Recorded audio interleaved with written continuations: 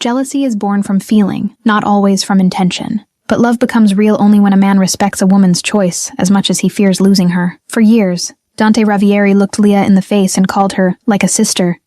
But the night he saw her with another man, jealousy ripped through that lie, and the powerful Mafia boss who had denied her for so long finally lost control. Watch what happened next. Leah Vale had spent most of her adult life making herself useful in a house that was never truly hers. At 25, she knew the Ravieri estate better than most people knew their own minds. She knew which hallway window stuck in damp weather, which upstairs guest room got cold first in winter, which cook liked her herbs labeled in Italian and which one pretended not to care, but still checked. She knew where the silver polish was kept, which florist would send the freshest white roses without being chased, which deliveries needed to be signed for personally, and which men were not to be kept waiting if they arrived after dark and asked for Dante Ravieri. That last category had grown larger over the years. The estate woke before dawn, but Leah usually woke first. She liked the quiet before staff footsteps, before phones started ringing, before men with hard faces and expensive watches came in through the front gates and brought the wrong kind of silence with them. That morning she was already in the main kitchen at 6, checking produce invoices with one hand and stirring coffee with the other, her hair pinned up, her blouse sleeves rolled, and her mind already moving through the day's list. Breakfast for the house staff, linen order, new flowers for the West Hall, guest seating for the Morelli Foundation gala, security adjustment for the side entrance because Carlo said the camera there had glitched twice in 1 week. And somewhere between all of that, a moment to breathe if she was lucky. Too early, Mrs. Bellini muttered, as she shuffled into the kitchen in house slippers and an apron, though she said that every morning and was never believed. One day I'll wake before you just to prove I still can. Leah smiled without looking up. When that day comes, I'll frame it. Mrs. Bellini snorted and reached for the coffee pot. You joke now. Wait until your bones start speaking. My bones already speak. They mostly complain. The older woman gave her a long look over the rim of her cup. Then take a day off. Leah kept writing. You ask me that like this house would survive it. The house would survive a fire. That doesn't mean it needs one. Leah smiled again, but thinner this time. Mrs. Bellini knew enough not to push too fast. She had worked for the Ravieri family longer than Leah had been alive. She knew what the house looked like before Leah's mother came to it, and after. She knew what happened when Leah was 13, and her mother died in a hospital room that smelled like bleach and machines, and 2 late apologies. And she knew that Dante's late aunt, Bianca Ravieri, had taken one look at a grieving girl with nowhere safe to go and said, she stays. Leah had stayed. Not as a daughter, not as a charity project. Bianca had never allowed that language. She had given Leah a room, school fees, rules, structure, and the kind of careful protection that still leaves scars, because gratitude has a way of tying itself to helplessness when you're too young to fight it. Dante had been 23 then, already feared, already carrying the Ravieri name like it had chosen him instead of the other way around. He had lived in the city most of the time, appearing at the estate in dark suits and disappearing again before Leah could understand why the staff seemed to breathe differently when he entered a room. Now he lived there more often than not. That was part of the problem. Leah set down the pen, checked the clock, and turned toward the pantry just as footsteps crossed the stone floor behind her. Not staff. Staff moved around kitchens with purpose or apology. The sound came slower, heavier, unhurried because it belonged to a man who had never needed to rush through his own house. She didn't turn at once. You're out of sugar packets in the East breakfast room, she said, reaching for another box. You said good morning to Bellini. Leah closed her eyes for 1 second before turning. Dante Ravieri stood in the kitchen doorway in black trousers, a dark gray shirt with the sleeves rolled to his forearms, and the kind of tired face that only made him look more dangerous. His hair was still damp from a shower. A phone rested in one hand. His other hand was tucked into his pocket like he had all the time in the world. The trouble with Dante was not that he was handsome. Handsome was easy. Safe men were handsome. Easy men were handsome. Dante looked like something harder than that. Strong jaw, dark eyes that rarely gave more away than they meant to, shoulders that made doorways look narrow. Nothing soft about him except sometimes his voice when he said Leah's name. Good morning, she said. That's better. Leah fought the urge to roll her eyes. You're in a strange mood before 7. I've been awake since 4. That sounds like a choice. It wasn't. Mrs. Bellini quietly decided the kitchen had other corners that needed her more. Smart woman. She disappeared into the walk-in cooler with 2 cartons of eggs, and the expression of someone who had seen enough of men and women to know when leaving helped everyone. Leah took the fresh sugar box and crossed to the sideboard. Dante's gaze followed her, not in a crude way, not even openly, just enough. It always had. What time did you sleep? He asked. She didn't look at him. I'm not a child. That wasn't my question. Late. How late? Leah turned then, one brow raised. Do you want the exact minute? If you know it. I was doing seating revisions until 1. Dante's jaw tightened slightly. That was Marta's assignment. Marta entered the wrong guest code twice.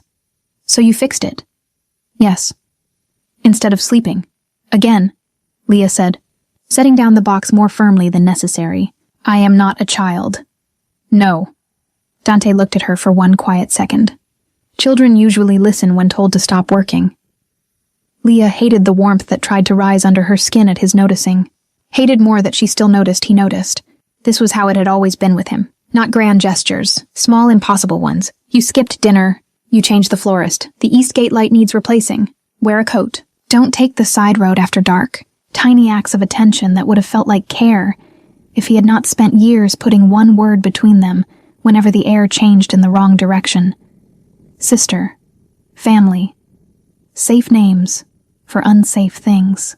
Leah reached for the tray list to give her hand something useful to do. You have a 9:30 call with Naples, and if you're still standing in my kitchen at 8, I'm telling them you were defeated by toast. A shadow of a smile touched his mouth. Your concern moves me. My concern is for the kitchen schedule. Of course. He said it in that tone that made her want to throw heavy objects, like he heard the lie and accepted it anyway. Dante moved farther into the room and leaned one hip against the counter. The gala arrangements? Handled. The Morelli people changed the donor placement again. I changed it back. That got his full attention. Why? Because their update was stupid. Dante's mouth shifted again, almost a smile. And they took that well? They weren't consulted. For one brief second, he laughed. Low. Real. It changed his whole face, and reminded Leah why this particular form of suffering had lasted longer than dignity should have allowed. Then the moment passed. His phone vibrated once. He silenced it without looking. You're going tonight? He said. Leah's hand paused over the tray list. To the gala? Yes. That was not phrased like a question. She turned. I was already planning to. Good. And if I wasn't, then I would have told you to. There it was again. That way he had of stepping over every ordinary boundary without even seeming aware of it. Leah folded the paper once. You know, most people say please when they want something. Most people aren't paying for security, flowers, staff coordination, and a room full of men who will pretend they came for charity. She held his gaze. I don't work for most people. Something moved in his expression at that, gone too fast to name. No, he said quietly. You don't. For a second the kitchen felt too small. Leah looked away first, because she had learned long ago that if she didn't, he might say something in that lower voice of his, and then she would spend the rest of the day carrying it around like a bruise. She reached for her coffee, discovered it had gone cold, and drank it anyway. Dante noticed. Of course he did. That isn't breakfast. It's caffeine. It's not food. It's survival. He said nothing for a moment. Then, eat before 10. Leah almost laughed. What is this? A health campaign? He watched her with that maddening calm. A request. No, she said softly. It really isn't. Dante pushed away from the counter. Fine, then take it as an instruction. And there it was. The exact reason Leah kept reminding herself that whatever lived under the surface between them could never be trusted. He always came back to that in the end. Control dressed as concern. Protection dressed as right. He left the kitchen before she could answer. Mrs. Bellini reappeared from nowhere carrying basil and old wisdom. You two are getting worse. Leah stared at the cold coffee in her cup. That suggests there was ever a better. Mrs. Bellini clicked her tongue. There was, before you both started pretending. Leah looked up sharply. I'm not pretending. The older woman gave her a look so patient it felt insulting. No? Then why do you still go quiet every time he notices you forgot to eat? Leah turned away. Because everyone in this house has developed bad habits. By 9, the estate had fully woken. Drivers moved through the side entrance. Carlo checked deliveries. 2 men in tailored suits arrived for Dante and were taken straight to the west study. Leah handled flower placements in the downstairs hall, corrected 1 catering count, and spent 20 minutes on the phone with the Morelli coordinator, who believed urgency became more believable if spoken in a brighter voice. It was nearly 11 when Elena's message arrived. You're still coming tonight, right? Leah looked at the screen for a moment before typing back. Yes, unless your charity people set themselves on fire first. Elena replied instantly. Please come even if they do. Also, I may or may not have arranged for you to meet someone normal. Leah shut her eyes. Normal. What a dangerous word. She typed back 1 line. If you turn my evening into a setup, I'll ruin your shoes. Elena sent a laughing emoji and nothing else, which was answer enough. Leah slid the phone into her pocket and returned to the flowers. She had known Elena since university, from a brief strange period when Leah still believed hard work, and scholarships and discipline might be enough to build a life entirely separate from the Ravieri world. Elena had gone into nonprofit law. Leah had come back to the estate after Bianca's health failed, and then never fully left. That was another thing she tried not to think about too often. how easy it had become to stay. Not because the house trapped her. Bianca had never trapped her. Even Dante, for all his impossible habits, had never directly ordered her to build a life inside his reach. But lives can narrow themselves around comfort just as effectively as cages do, and Leah had become too important to the estate while letting the estate become too important to her. That was the truth beneath all the rest of it. She had built competence into a home and duty into a language she could survive. And somewhere inside all of that, she had let one man matter too much. The first time Dante said, "She's like a sister," Leah was 17, and stupid enough to think the sentence had only embarrassed her because it was unexpected. Now she knew better.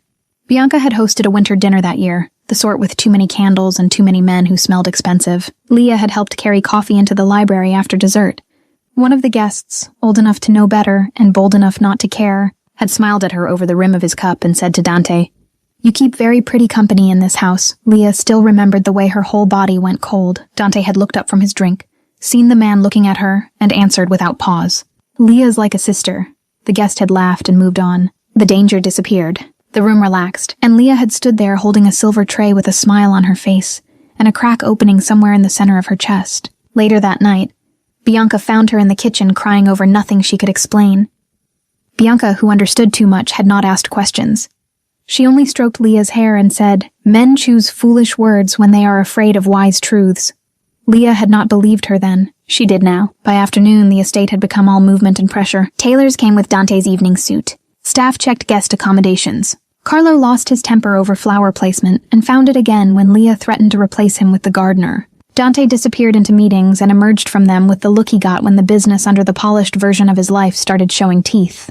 Leah saw him only once before 6. She was in the upstairs East Hall, adjusting a table arrangement outside one of the guest suites, when he came around the corner with Raphael and 2 men she didn't know. All 4 slowed when they saw her, though only Dante stopped. His eyes moved from the flowers to her face to the cuff of her shirt, where a line of green from stem dye marked the fabric. "You changed florists," he said. Leah blinked. "What?" "For the downstairs entrance." She glanced toward the stairs as if she could somehow see the arrangements from there. "Yes." "The old ones were better." "No," Leah said. "The old one overcharged because he assumed nobody noticed." Dante's mouth moved slightly. "And you noticed. That is, unfortunately, my job." One of the men with him, a younger man with a polished smile and watchful eyes, looked between them with the sort of curiosity that made Leah immediately dislike him. Dante noticed that too. "Your room is on the west side," he told the man without looking away from Leah. "Carlo will show you." The smile vanished. The man nodded and kept moving. Raphael remained where he was. Leah resumed fixing the flowers, mostly to remind herself she had hands and work, and reasons not to care where Dante looked. "You'll be late if you don't change soon," Dante said. Leah looked up sharply. "Excuse me?" "The gala. I know what time it starts." "Then why are you still working?" Leah stared at him. Raphael looked toward the window with saintly discipline. "Because the world does not pause while women put on dresses," Leah said. Dante took 1 step closer. "Not enough to touch. Enough to alter the air." "You should." Leah's breath caught for 1 ridiculous second. Then common sense returned. "What does that mean?" His gaze held on hers. "It means you do too much for people who notice less than they should." That was too close to kindness. Too close to something else. Leah turned back to the flowers because it was safer. "Go be late to your own event, Dante." He didn't move right away. Only when Raphael said, "Boss," in a careful voice did Dante finally step back. At 6:40, Leah stood in her room above the east wing with 2 dresses spread across her bed and the ugly feeling of doing something both foolish and overdue. She did not dress up often, not because she didn't want to, because there had never seemed much point. Most of her life happened in the Ravieri house, around people who either worked for her, answered to Dante, or had known her since she was half-grown and too thin for her own bones. Tonight felt different. Not because of Elena's ridiculous setup, not even because of the gala, because for the first time in a long time, Leah wanted one evening that belonged to her. One room in which she was not the girl Bianca took in, not the woman who managed the estate, not the dependable Leah who fixed problems quietly and disappeared before midnight, just a woman in a dress with the right to be seen as one. She chose deep green silk with a low back and simple lines, elegant without shouting. Her hair stayed down. Small gold earrings, nothing dramatic. Nothing she would later accuse herself of wearing for anyone but herself. Still, when she looked in the mirror, she thought of Dante. That annoyed her so much she nearly changed dresses on principle. She didn't. The drive to the Morelli ballroom took 20 minutes. Leah insisted on using her own car instead of one of the estate drivers, and Carlo argued exactly as long as he dared before giving up in muttered Italian. By the time she arrived, the evening had turned warm and bright. the city all gold reflection and polished black glass. Inside, the ballroom looked as if money had been instructed to behave beautifully. Crystal chandeliers, white orchids, silver candles, small tables near the dance floor, and a wider crowd gathered around the silent auction displays. Leah spotted Elena almost immediately, waving from the bar with one hand and holding a champagne glass with the other like she had been waiting too long to start gossiping. "You came," Elena said, kissing her cheek. "And you look so good I almost regret introducing you to anybody." Leah took the champagne Elena pushed into her hand. "That sounds dishonest." "It is." Elena's smile turned wicked. "Come meet Julian." Leah closed her eyes for 1 second. "You really did it. I arranged a conversation. I did not arrange your future. That's still too much arranging." Julian Mercer turned when they approached. He was tall, clean-cut, maybe 30, with warm brown eyes and the kind of face that looked like it had never frightened anyone on purpose. His suit fit well. His smile was easy. Not slick. Not lazy, just easy. "Leah," Elena said too innocently, "this is Julian Mercer. He's on the Foundation's advisory side. Julian, this is the woman I told you about." Leah gave Elena a look sharp enough to draw blood. Julian smiled. "That sounded dangerous." "It usually is," Leah said. He laughed, and it was pleasant enough to take the edge out of her irritation. "Good. Then I feel properly warned." That should have been the end of it. A polite introduction, a few safe minutes, an excuse to disappear toward the donor table. Instead, Julian was normal. That was the problem. He listened when she spoke. He didn't interrupt. He didn't do the tiring thing some men did where they mistook her competence for invitation, or her calm for challenge. When he asked what she did, and Leah said she handled operations on a private estate, he did not smirk or turn the answer into something smaller. He only said, "That sounds like running a small kingdom without any of the credit," and Leah laughed before she could stop herself.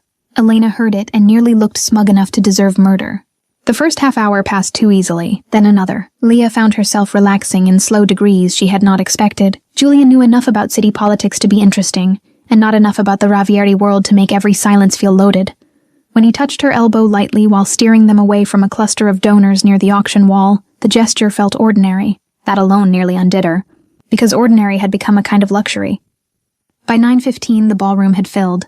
More men in dark suits arrived. More cameras, more eyes. Elena was pulled away by a board member she couldn't ignore, leaving Leah alone with Julian near the champagne tower and a display of auction jewelry that looked too expensive to be worn by anyone with a conscience. Julian said something low and dry about one of the paintings, and Leah laughed again. Real laughter. Unthinking. She felt it as it happened, and almost didn't recognize the sound as hers. That was when the room changed. Not loudly, not visibly at first. Just enough that the crowd near the entrance seemed to shift without meaning to. Julian noticed before she did. His eyes flicked past her shoulder, then returned to her face with a small, careful change in expression. "Friend of yours?" Leah turned. Dante Ravieri stood at the far end of the ballroom, with Raphael one step behind him, and 2 men at his side. He had changed into black from throat to shoes. No tie, dark suit, dark shirt, and the kind of hard stillness that made strangers lower their voices without knowing why. He was not supposed to be there yet. The gala was not even one of his primary obligations tonight. He had a meeting downtown. She knew because she had arranged the car. He was looking only at her. No, not at her. At Julian's hand resting too near the bare skin of her back. Leah's whole body went cold. For one terrible second, Dante did not move. Then he started walking. Julian said softly, "Should I be concerned?" Leah's mouth went dry. "Possibly." Dante crossed the ballroom with the kind of control that looked more frightening than rage. People noticed him, and then noticed the direction he was moving in, and pretended suddenly to care very deeply about their drinks. Elena, halfway across the room, saw him coming and stopped breathing. Leah set down her glass. "Dante," she said when he stopped in front of them. He didn't answer her. His eyes stayed on Julian. Julian, to his credit, did not step back. "Evening." Dante's gaze dropped once to the hand near Leah's waist. "Take your hand off her." Julian blinked. "Excuse me?" Leah went still. "What are you doing?" Dante finally looked at her. "What are you doing?" The sentence hit the air between them like a slap. Leah stared at him. "I'm standing at a charity event." "With him." Julian straightened a little. "Is there a problem?" Dante looked at him again. "There will be if you touch her another second." Leah felt heat rush into her face. Not shame, fury, humiliation. The kind that makes a woman want to either throw something or speak very, very clearly. "Enough," she said. Nobody moved. Leah heard the room even through the music, the distant clink of glasses, someone laughing too loudly across the floor. The sudden careful quiet of people pretending not to watch. Julian slowly removed his hand. Dante noticed. So did Leah. That was the worst part, not just the public scene. The fact that men moved around Dante's anger as if it were weather and everyone else was smart enough to find shelter. Julian glanced at Leah. "Do you want—" "No," she said, though she wasn't sure what she meant. "No, don't leave. No, don't make this worse. No, don't ask me to explain a thing I still didn't fully understand myself." Dante's voice dropped lower. "Walk with me." Leah almost laughed in his face. "No," his jaw tightened. "Leah, you are not dragging me across a ballroom because you forgot how to behave." For the first time, something truly dangerous flashed in his expression. Not violence, something closer to raw panic-fighting control. Julian made the mistake of speaking into it. Maybe this conversation should happen later. Dante turned his head slowly. "This conversation does not involve you." Leah stepped between them before instinct could finish anything stupid. "It involves me," she said sharply.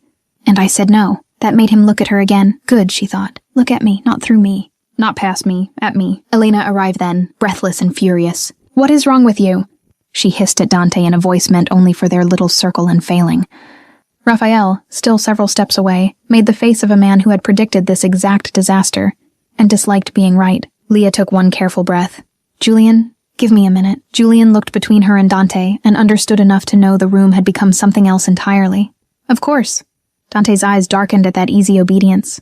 Leah caught it and wanted to scream. Instead she said, "Balcony, now, before you embarrass yourself any further." She turned and walked. The cold night air hit her face the moment she stepped outside. The balcony overlooked the city in strips of white light and black glass, with music from inside dulled by the closed doors. She moved 3 steps away from the entrance and spun around. "What the hell was that?" Dante stopped in front of her, broad shoulders tense, every line of him hard with restraint. "Who is he?" Leah stared. "That's your answer?" "It's a question." "No." She took 1 step toward him. "That was a public claim you had no right to make." His face changed by 1 small degree. "No right? That's what I said." Her voice shook now, but not with fear. "You don't get to stand there and look at another man like that when you spent years making sure I understood exactly what I was not to you." Something moved in his eyes, but he did not answer, so Leah gave him what he deserved. "You called me like a sister." The words landed like a blade. Dante's mouth thinned. Leah laughed once with no humor in it. "Do you remember? Or was it so easy for you that it disappeared the second it left your mouth?" "Leah, no." She folded her arms because the night had suddenly become too exposed. "Do not say my name like it changes anything. You said it over and over, every time the air changed. Every time somebody looked too closely. Every time I forgot my place for 1 stupid second. You handed me that line like a locked door." Dante said nothing. Good, she thought again. Let him sit inside it, Leah went on. Because if she stopped now, she would never say any of it. "So no, you don't get to walk into one room, see me with one man, and act like I betrayed something sacred. There was never anything sacred. There was only your lie and my silence." For a second, the city seemed to go still around them. Then Dante said very quietly, "I am jealous." The honesty of it shocked her more than denial would have. She stared at him. "You do not get to say that to me now. I know. No, I don't think you do." Her throat tightened, but her voice stayed clean. "Because if you understood what that sentence costs, you would have stayed away from me years ago." A short, humorless laugh left him. "You think I didn't try?" The answer hit her hard enough to make her blink. "What does that mean?" Dante looked back through the glass where Julian still stood near Elena, both of them pretending not to watch. "It means tonight is not the first time another man near you made me want to break things." Leah felt her pulse kick. That was too much truth too quickly. Her first instinct was to run from it. Her second, far more dangerous, was to ask for more. Instead, she said, "Then why keep calling me that?" His jaw flexed. "Because it was safer." "For who?" He looked at her then. Fully, directly. Without the ballroom or Julian or any of the rest of it between them. "For you," he said. Leah almost laughed again, not because it was funny. Because it was exactly the kind of answer he would give. The kind that wrapped itself in care and expected the wound to feel grateful. "No," she said. "For you." Dante went still.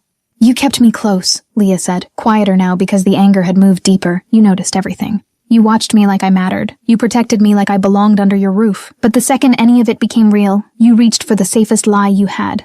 Her eyes burned. "Do you know what that did to me?" Something in his face shifted at the question. "Not enough, but enough." Leah looked away first, because if she didn't, she might say the thing that would ruin her, that she had loved him long enough for it to become part of her pride. That every time he called her family, something inside her stood there and bled quietly. Before either of them could speak again, the balcony door opened. Raphael stepped out.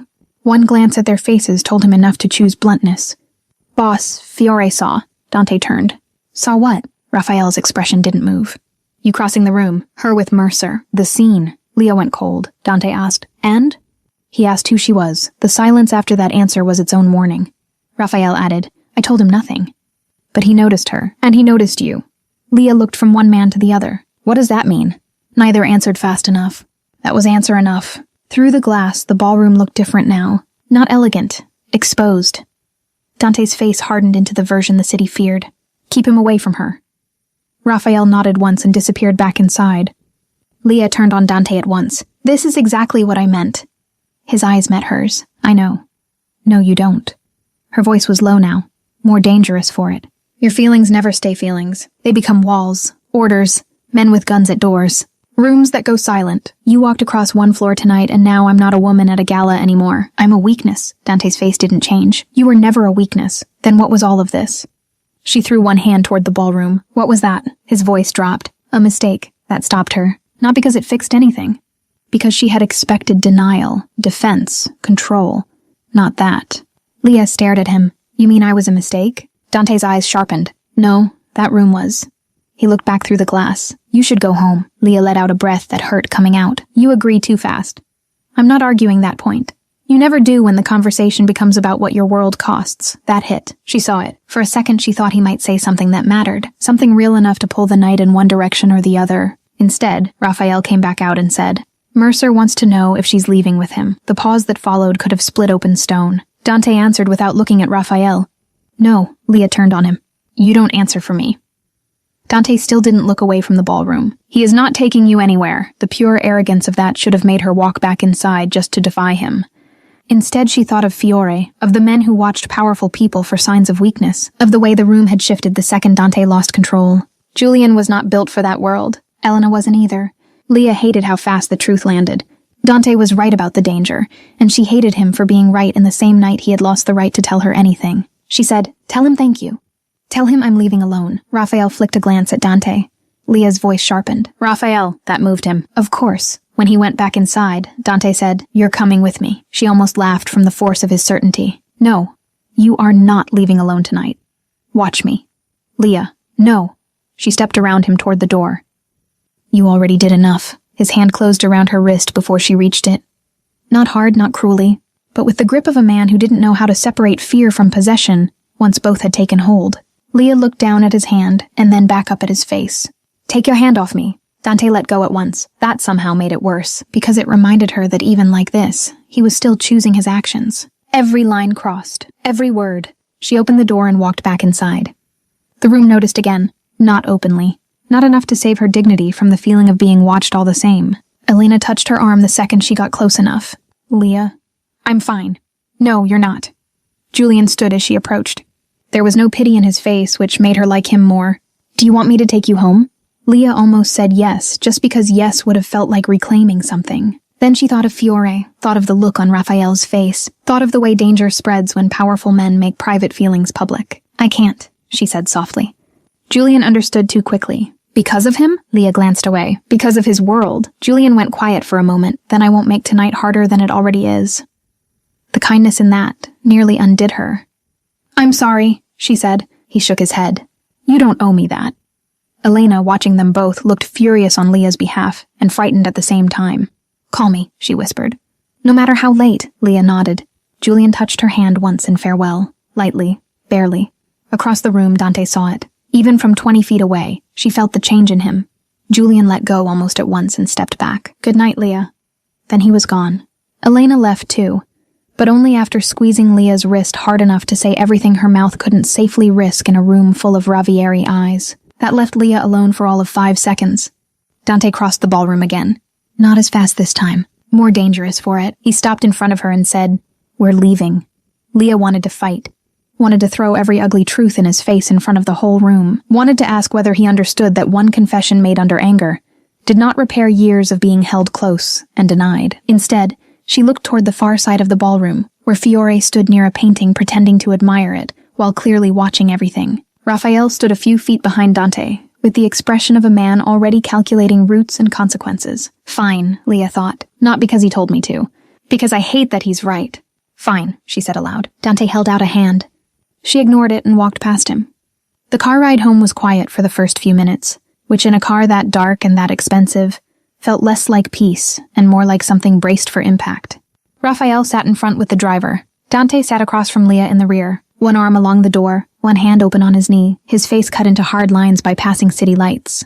Leah finally said, "If you start with, 'I told you so,' I will open this door while the car is moving." Raphael made a sound that might have been a laugh if he had been a different man. Dante ignored him. "You should not have come without security. There it is." Leah turned toward the window. "I was wondering how long it would take. It's not a joke." "No, Dante. Tonight was not a joke. That's exactly my problem." His voice dropped. "My problem is that you still don't understand what that room became the moment Fiore noticed you." Leah looked back at him. "Then explain it to me." Dante's gaze held on hers. "A woman beside me can become a message." "A woman beside you?" She repeated it slowly.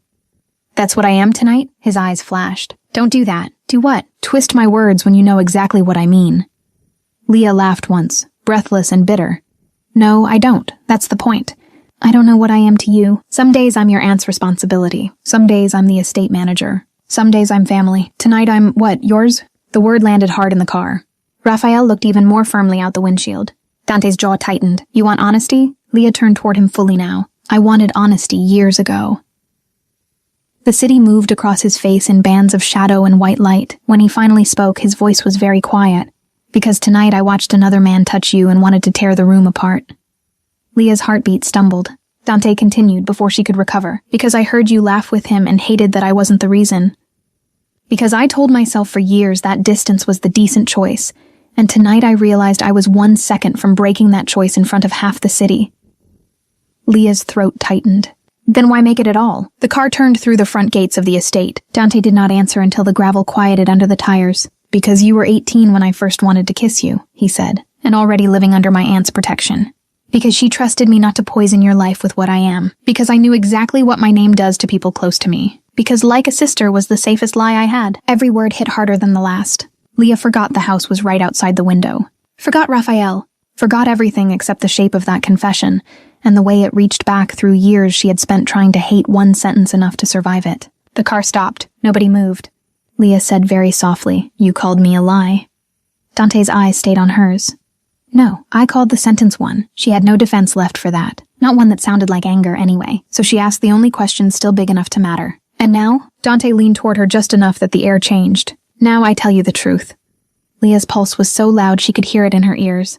Outside, the driver stepped out. Somewhere in the house, a clock struck 11. Dante said, "You are not my sister." The words passed through her like fire. Then, because after all this he still had the power to make things worse, he added, "You never were." Leah forgot to breathe. Every year between 17 and now seemed to gather in the dark space of that stopped car. Every moment he had looked too long and then stepped back. Every time he had noticed something small and acted like it meant nothing. Every time she had hated herself for loving a man who handed her a lock and called it protection. Her voice came out smaller than she wanted. "Then why did you let me live inside that lie?" Dante looked at her with something raw enough to frighten her more than anger ever had. "Because once I told the truth, I would want everything." For one reckless second, Leah thought he might kiss her. Then the rear door opened. Raphael stood there, one hand on the frame, phone in the other, his face colder than before. Trouble had arrived faster than either of them got what they wanted. "Boss," he said quietly, "we have a problem." Dante didn't look away from Leah right away. "What?" Raphael's gaze flicked to her once, then back. "Fiore's men followed the car, and there's already a photo moving through half the city. You with her with Mercer. People are talking." Leah went still. Raphael continued, voice hard now, and Belladonna's brother just called. The name landed wrong even before Leah understood why. Dante's expression closed. "What did he say?" Raphael hesitated for half a beat. "He wanted to know why you made a public scene over another woman." Leah felt the floor disappear under her. She looked at Dante. "Another woman?" He met her eyes and said nothing. That silence was answer enough to cut. Leah stared at him, all the pieces turning sharp at once. The quiet expectations around men like Dante. The polished names at events like tonight. The women powerful families placed beside men like him and called it strategy. The reason Bianca had once looked at Leah with sad understanding when she was too young to read it properly. "There was someone," Leah said. Dante stepped out of the car. "Leah, there was someone." His face hardened in the night air. "Not like that." She laughed once, thin and broken and furious. "Do men in your world always say that after the damage is done?" Raphael stepped back as Leah got out too. The warm night felt suddenly cold against her skin. Dante said, "Listen to me." "No." Leah shook her head slowly. "You don't get to confess one truth and hide another in the same breath." There is nothing between me and Belladonna. Then why did her brother call? His silence lasted only a second. It was enough. Leah felt humiliation rise hotter than anger. You called me a sister in private and let another woman stand in public where I was never allowed to. Dante took one step toward her. That's not what this was. Then what was it? He didn't answer quickly enough. Raphael's phone buzzed again. He checked the screen and his expression changed. Boss. Dante turned sharply. What now? Raphael looked first at him, then at Leah. Fiore sent a message. No one moved. Raphael read from the screen, voice flat. If she matters enough to make Dante Ravieri forget his own lie, then she matters enough to take from him. The words landed in the night like a gunshot. Leah looked at Dante. Dante looked at the message, and in that terrible, silent second, both of them understood the same thing. The lie was broken. The city had seen it break, and whatever came next was going to cost far more than either of them had been ready to pay. Part 2. Leah looked from Raphael's phone to Dante's face and understood, with a cold clarity that almost hurt more than fear, that the night had changed shape again. It was no longer only about jealousy. No longer only about the lie he had hidden behind for years. No longer only about the fact that he had looked at another man touching her and broken in public. Now other eyes had moved in. Other hands, other intentions, and that was exactly what she had feared. Dante took the phone from Raphael, read the message once, and handed it back without a word. The stillness in him was worse than anger. She had seen him furious before. Furious meant heat. This looked like ice. Lock the east road, he said. Double the cameras on the lower gate. No car leaves until I say so. Raphael nodded once. Already moving. Julian Mercer. Home. Watched for now. Elena? Safe. She reached her apartment 20 minutes ago. Something inside Leah unclenched so suddenly she almost lost balance. She's safe? Raphael looked at her directly. Yes. Did Fiore's men go near her? Not tonight. Not tonight. The words did not comfort her as much as they were supposed to. Dante turned toward the front doors. Carlo stays on the grounds. No guest staff after midnight. I want the whole house quiet. Raphael went at once. That left Leah alone with Dante in the front hall. The marble floor too bright, the lamps too soft, the silence too expensive for what had just entered it. You don't get to do that, she said. Dante stopped with one hand on the study door. Do what? Turn me into a security problem and start giving orders like I'm a locked room you need to manage. His face did not change, but she saw the tension in his shoulders. Fiore made you a target. No, Leah shook her head. You made me visible. The sentence landed. Good, she thought. Let it. Dante looked at her for a long moment and said, yes. That surprised her enough that she almost said nothing. Almost. Then stop acting like this happened to you alone. He stepped back from the door and turned fully toward her. You think I'm doing that? I think you're doing what you always do. Her throat tightened, but her voice stayed steady. You feel something, and then you build walls around it. Men, locks, orders, silence. You never ask what I want. You only decide what keeps me under your control. Under my protection. Leah gave a short, bitter laugh. There, that word again. You really don't hear the difference, do you? Something flashed through his eyes. Hurt, anger, maybe both. You think I want to control you. I think you don't know when the line ends. For 1 second, he looked as if he wanted to argue. Then he didn't. That frightened her more than if he had raised his voice. Leah took a breath and forced herself to say the thing that mattered. I am not denying what you felt tonight. I saw it. Her chest tightened at the memory of the ballroom, of his face when he saw Julian's hand near her back. But jealousy is not a right. Dante. Feeling something does not make my life yours to rearrange. He took that without interrupting. Good. Because she was tired of men understanding women only after they had already wounded them. You spent years keeping me near, she said more quietly. You noticed everything. You remembered things I didn't say out loud. You made me feel... She stopped herself before the wrong word came. Before anything too soft got into the room and weakened what she needed to hold. And then you called me like a sister whenever it mattered. Her eyes burned now. Do you understand what that did? Dante's face changed in the smallest possible way. Yes, she thought. You do. You just hated the answer. He said, I do now. That is very late. Yes. Again that honesty. Again that infuriating, brutal lack of defense. It made it harder to hate him cleanly. Leah hated that too. The study door opened behind him. Raphael stood there with 2 phones, and the expression of a man who had no interest in the emotional weather of anyone rich enough to ruin his evening. Belladonna's brother is calling again. Dante did not turn. Ignore him. Raphael's gaze flicked once to Leah. He says if the rumor isn't corrected by morning, he'll correct it himself. Dante's face went cold. Let him try. That should have alarmed Leah less than it did. Instead, the name came back to her in a sharper way now. Belladonna. A family. A woman, maybe. An arrangement left standing somewhere in the dark while Dante had the nerve to confess want to Leah in a car. She folded her arms. No. Both men looked at her. No one is going to talk in half sentences around me, she said. Not tonight. Not after this. Who is Belladonna? Raphael did what most wise men did in the Ravieri house when Leia's tone got that calm. He stepped back and let Dante answer. Dante held her gaze. A family, I assumed that. One of the older ones, respectable in public, useful when needed. Leia's mouth tightened. And the woman? His jaw moved once before he answered. Vittoria Belladonna. The name sat between them. Leia waited. Dante did not speak again quickly enough. So she asked, was there an arrangement? No. Was there pressure? His silence lasted less than a second. That was enough. Leia closed her eyes once. Of course. It was never accepted. That isn't the same thing as never existing. She looked at him with tired disbelief. You really thought I wouldn't mind hearing this after tonight? His voice dropped. It meant nothing to me. She laughed softly, without humor. Everything means something when a woman is the one left outside the choice. Raphael shifted his weight just enough to suggest he regretted having ears. Dante said, Leia, no. She shook her head. You don't get to use my name like that and turn this gentle. Not when you let me stand in your house for years under one lie while the world held space for a different woman beside you. There was never another woman beside me. She looked at him hard. Then why wasn't there room for truth? That shut him up. Good, she thought again, though the victory felt terrible in her chest. Raphael, who clearly understood the need for oxygen in a room before people drowned in it, said, Elena's online too. She wants Leia. Leia moved at once. Dante reached out on instinct, then stopped himself before touching her. That tiny hesitation did not go unnoticed. She took the phone from Raphael and went into the study. Elena answered before Leia could even say hello. Are you all right? That depends who you ask. Not funny. Elena's voice was shaky under the anger. Do you know what kind of night I've had because you attract lunatics in tailored suits?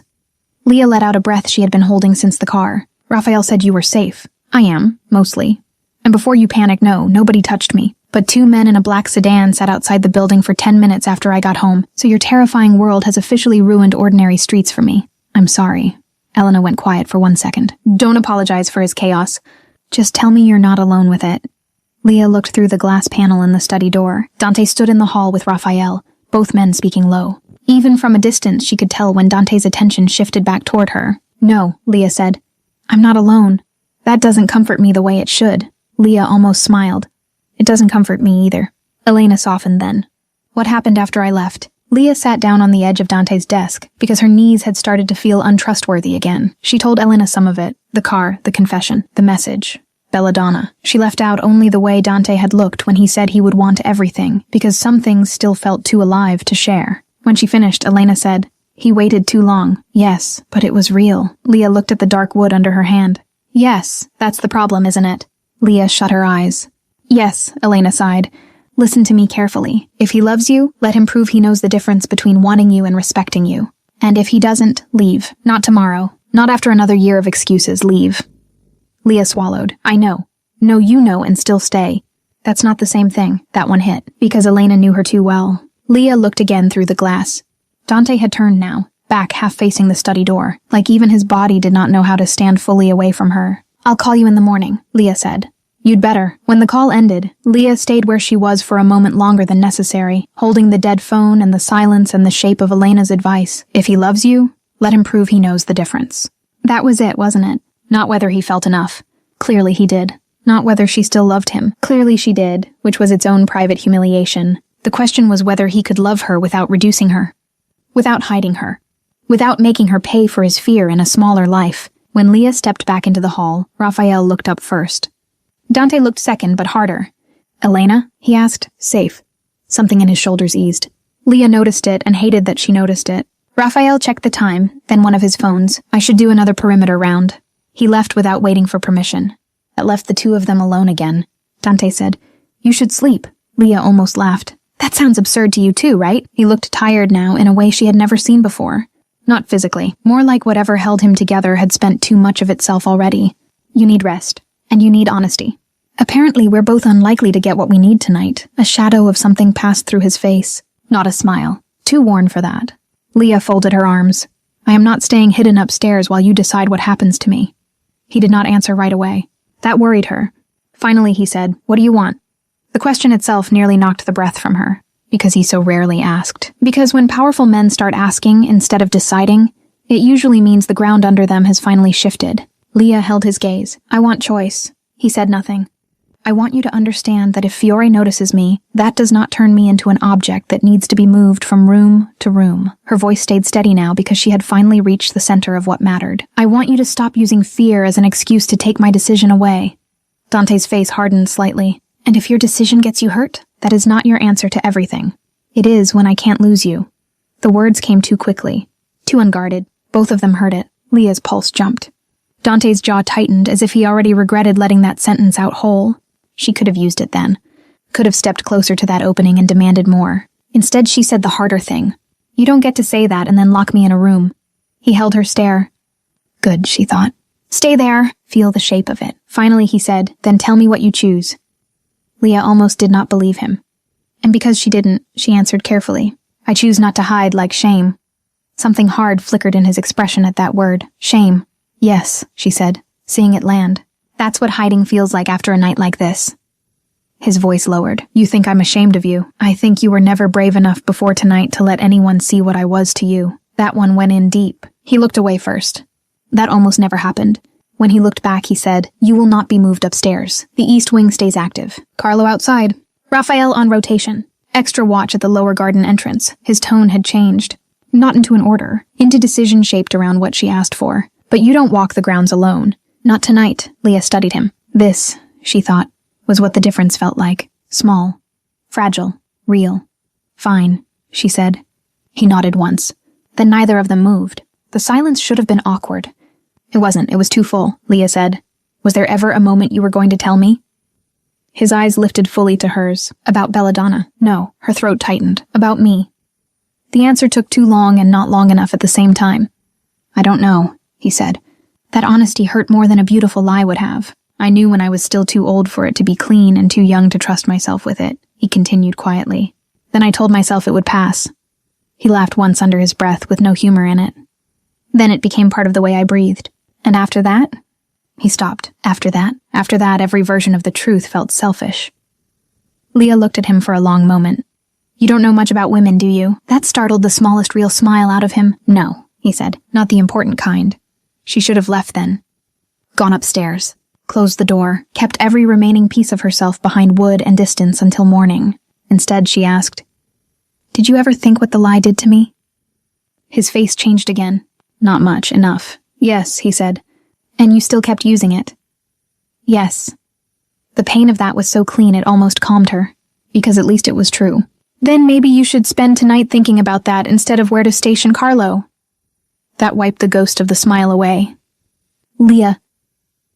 She turned and went upstairs before he could say her name in that voice again and ruin what little strength she had left. Sleep did not come easily. At 2 a.m, she was still awake, sitting at the foot of the bed in one of Dante's old aunt's quilts and a plain white t-shirt, when headlights moved once across her curtains from the lower drive. By 3 she gave up and went to the window. Carlo stood near the east garden wall with one of the night guards. The grounds looked peaceful. The sort of peace that belonged only to rich houses and liars. At 3:30 there was another knock. Leah almost ignored it.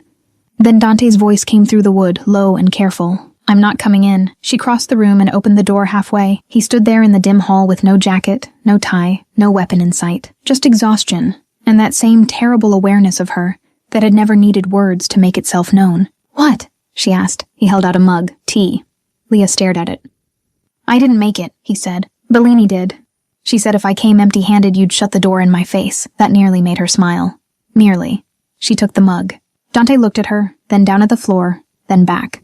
Julian Mercer texted Raphael. Leah's grip on the tea tightened. Why?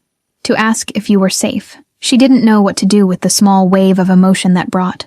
Gratitude, shame, relief, some mix of all three. Dante must have read something in her face because he said, I didn't answer for you. Leah looked up sharply. His voice stayed level. Raphael sent him one line. She is safe. That's all. That mattered more than it should have. More than a man like Dante would probably understand without being told. Thank you, she said. He nodded once, but didn't leave. Leah waited. Finally he said, I spoke to Belladonna's brother. That made her spine straighten. And?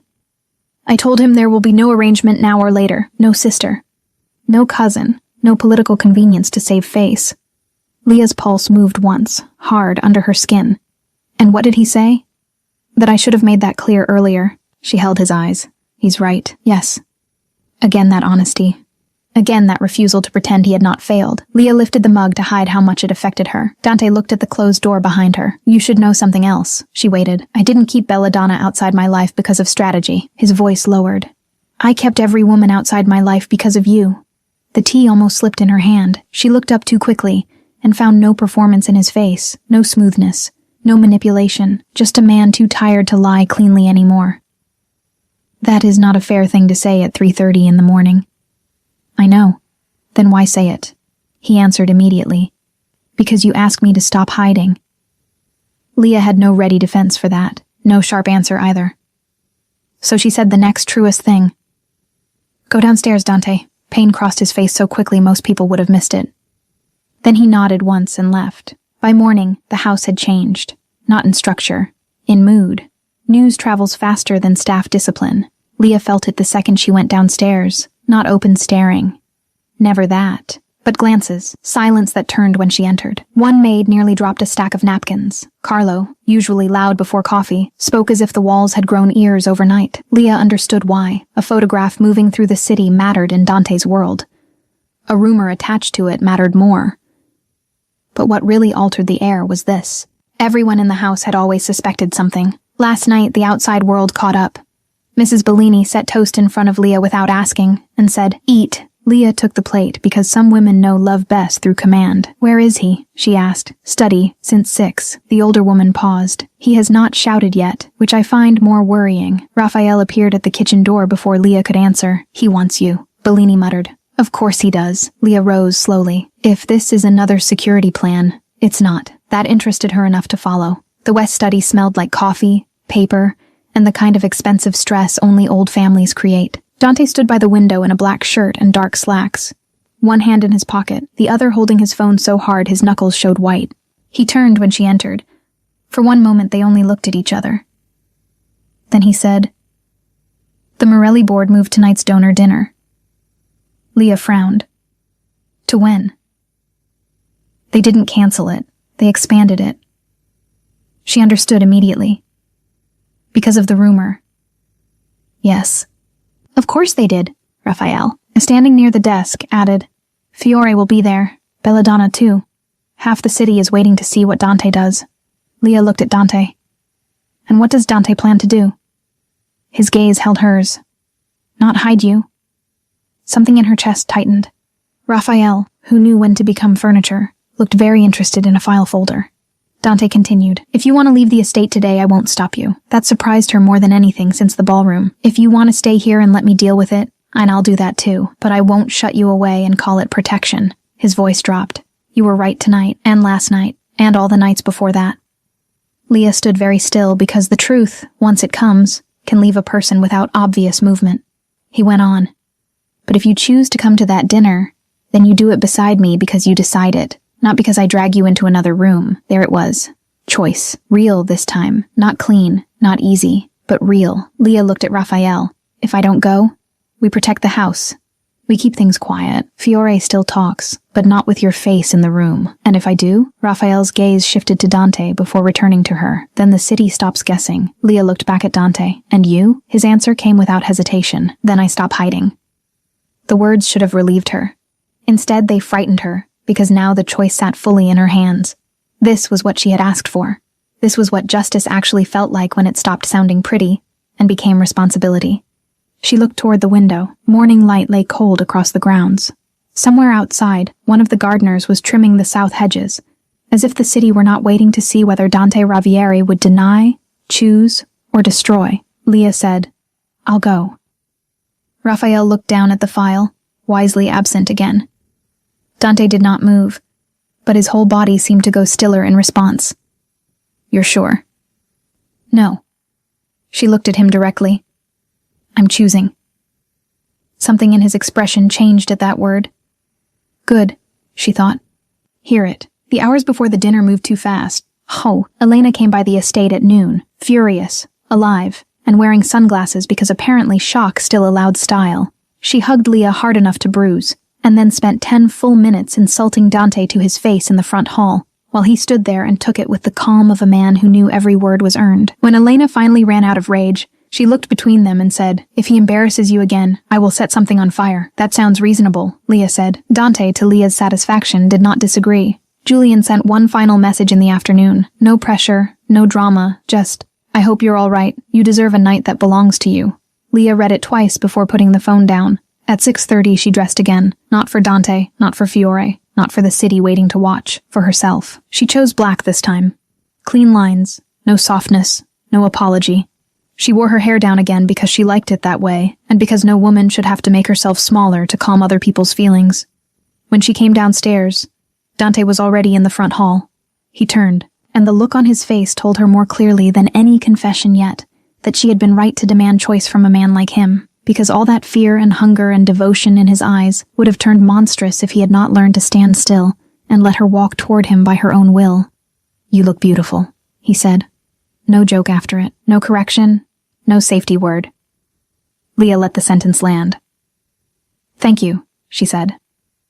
The donor dinner took place at a smaller private hall attached to the same foundation.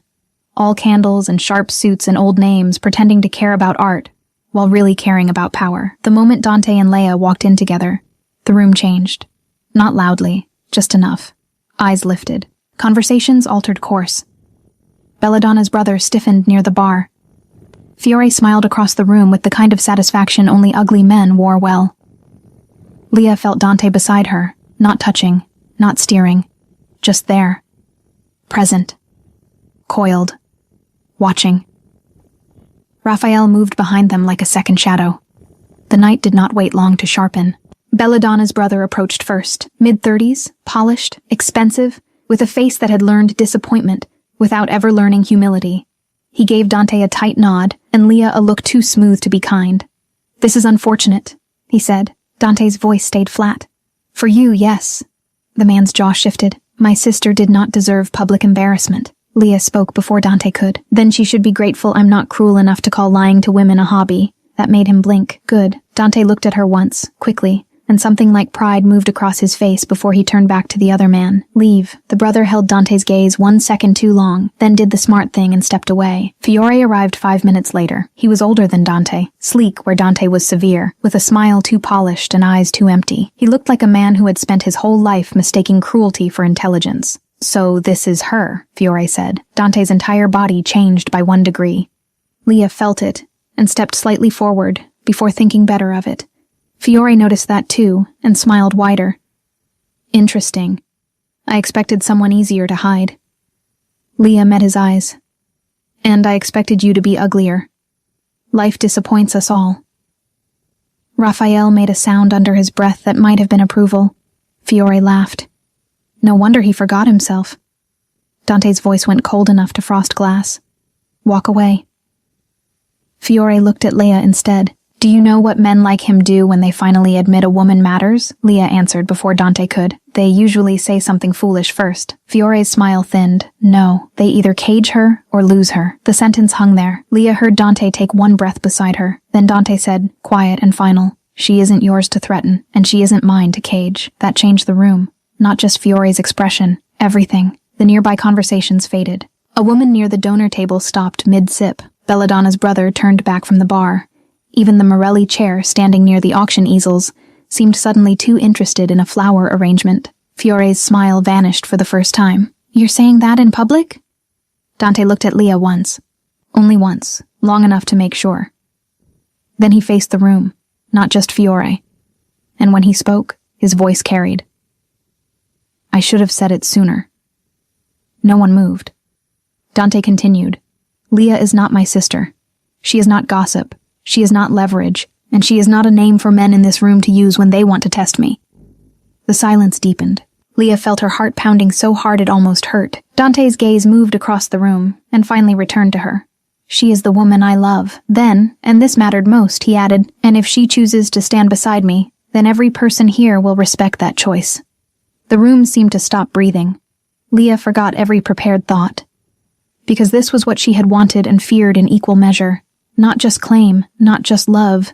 Choice spoken aloud, in public, before men who understood power better than tenderness, and would therefore notice the difference more clearly. Fiore's face hardened into something close to hate. "Careful, Dante.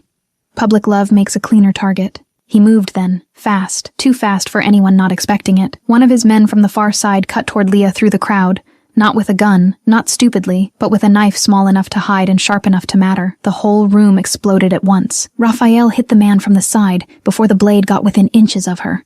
Glass shattered. Someone screamed. Another bodyguard lunged. Leah stumbled backward and would have gone down if Dante had not caught her by the waist and pulled her behind him in one violent motion.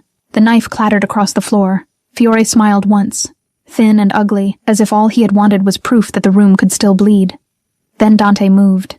Not wildly, not with rage losing control, with it. He crossed the distance between them before Fiore could step back and hit him hard enough to send him into the edge of the donor table. The candles crashed. 2 guards moved, stopped when Raphael's gun appeared, and thought better of dying for a man like Fiore. Dante leaned down, one hand twisted in Fiore's jacket, and said something too low for the room to hear. Whatever it was, Fiore's face changed, not to pain, to understanding. Then Dante let him go and turned to Raphael. Take him out. Raphael nodded once. Not a man to explain the mechanics of doom in public. Within seconds, Fiore was no longer the center of the room. Dante was. He looked back at Leah, not to see if she was still there, to see if she was standing by choice. That was the difference. Leah straightened her dress with hands that shook only slightly and took one step toward him. The whole room saw it. Belladonna's brother looked away first. Good, Leah thought. Let him. The Morelli chair cleared his throat and attempted the impossible task of sounding social after attempted violence. Perhaps we should... Dante turned his head once. No one here saw anything except what I chose to say. The chair nodded too fast.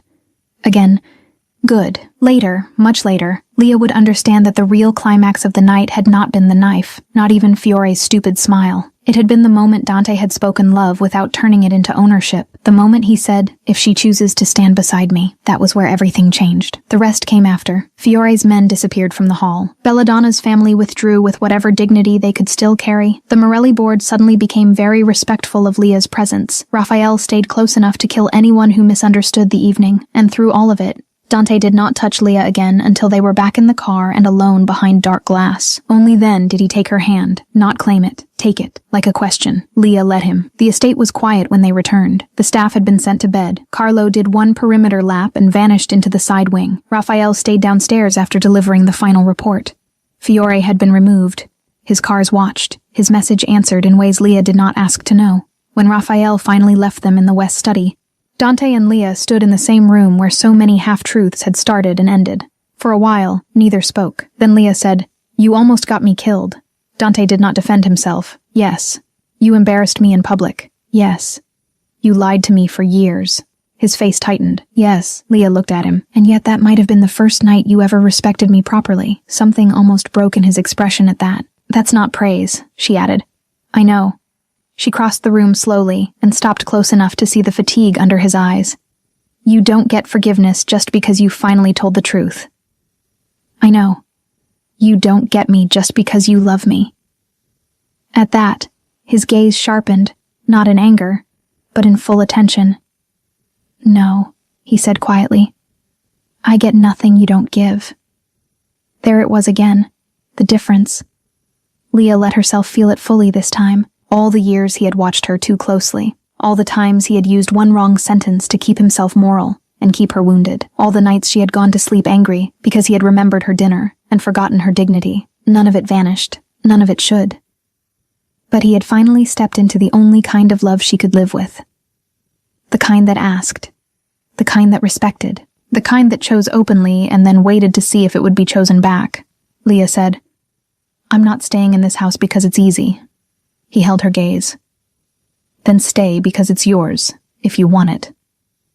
She blinked. Dante continued, slower now, like a man setting down the last of his weapons. "Not as obligation, not as Bianca's ghost, not as my lie. If you stay, it's because you choose what comes next." His voice lowered.